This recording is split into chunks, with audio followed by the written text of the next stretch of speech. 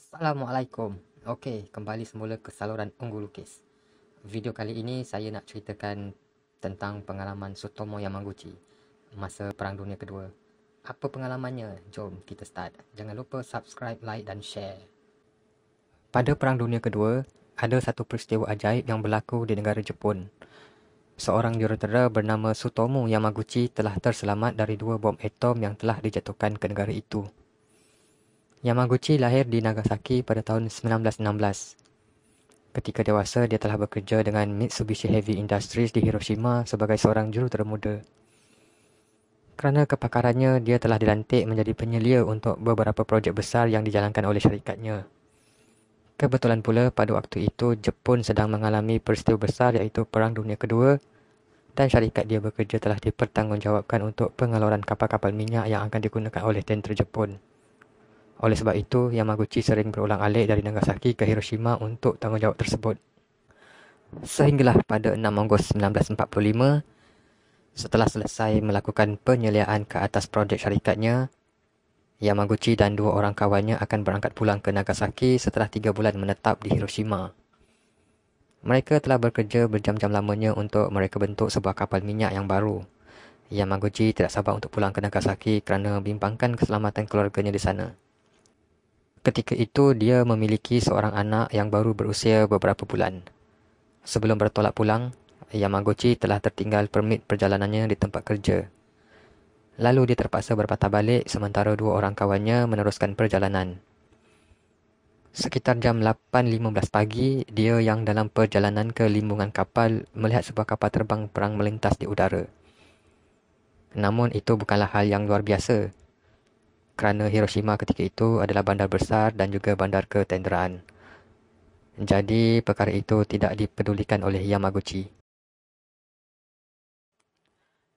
Yamaguchi tidak tahu sama sekali yang kapal terbang itu adalah kapal terbang pengebom B-29 milik tentera Amerika. Kapal terbang itu membawa sebuah bom atom yang diberi nama Little Boy. Yamaguchi melihat satu objek yang diikat pada payung terjun dijatuhkan oleh kapal terbang itu. Sebelum terjadinya letupan, dia sempat menyelamatkan dirinya dengan terjun ke dalam longkang. Selepas itu, dia merasakan langit seperti terbelah. Telinganya berdesing dan cahaya letupan menerangi bandar Hiroshima. Disebabkan gelombang yang terlalu kuat, Yamaguchi telah melambung tinggi di udara sebelum jatuh ke tanah. Dianggarkan sekitar 70,000 orang yang telah meninggal serta-merta akibat letupan bom itu. Yamaguchi yang berada lebih kurang 3 km dari pusat letupan itu terselamat, namun mengalami beberapa kecederaan. Apabila letupan itu sudah reda, dia bangun dan mula mencari arah yang lebih selamat. Dia berjumpa semula dengan kawannya yang juga terselamat. Mereka akhirnya bermalam di Hiroshima dan bertolak ke Nagasaki keesokan harinya dengan kereta api yang masih lagi berfungsi. Yamaguchi selamat sampai di Nagasaki pada 8 Ogos 1945. Dia tidak pulang ke rumah, sebaliknya dia terus ke hospital untuk mendapatkan rawatan. Selesai rawatan, barulah dia pulang ke rumah. Dengan kesan luka bakar dan mukanya yang kehitaman menyebabkan keluarga Yamaguchi tidak mengenalnya. Walaupun belum pulih sepenuhnya dari luka-luka, Yamaguchi tetap berangkat kerja pada keesokan harinya kerana pihak syarikat ingin meminta laporan tentang peristiwa di Hiroshima. Di Nagasaki, penduduknya sama sekali tidak tahu apa yang telah berlaku di sana. Yamaguchi telah dipanggil masuk ke pejabat pengarah urusan Mitsubishi untuk memberikan laporan. Dia telah menceritakan kisah yang berlaku di pelabuhan milik Mitsubishi di Hiroshima. Namun pihak majikannya tidak mempercayai cerita itu kerana mustahil untuk sebuah bom dapat menghancurkan sebuah bandar. Ketika perbincangan itulah peristiwa yang dilalui Yamaguchi di Hiroshima berlaku sekali lagi.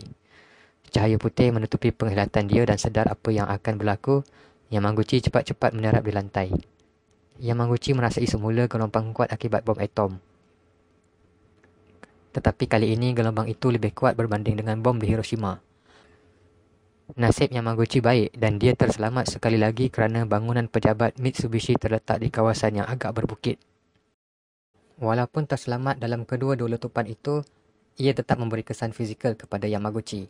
Radiasi yang diterima sebanyak 2 kali itu telah memberi kesan kepada dirinya. Rambutnya gugur dan tangannya telah menunjukkan kesan-kesan reput. Dia juga mengalami kekerapan muntah-muntah sepanjang hayatnya. Ketika dia ditahan di tempat perlindungan, negara Jepun telah menyerah kalah dalam Perang Dunia Kedua. Yamaguchi perlahan-lahan pulih dan hidup menjalani kehidupannya normal. Sehinggalah pada 4 Januari 2010, Yamaguchi telah meninggal pada usia 93 tahun.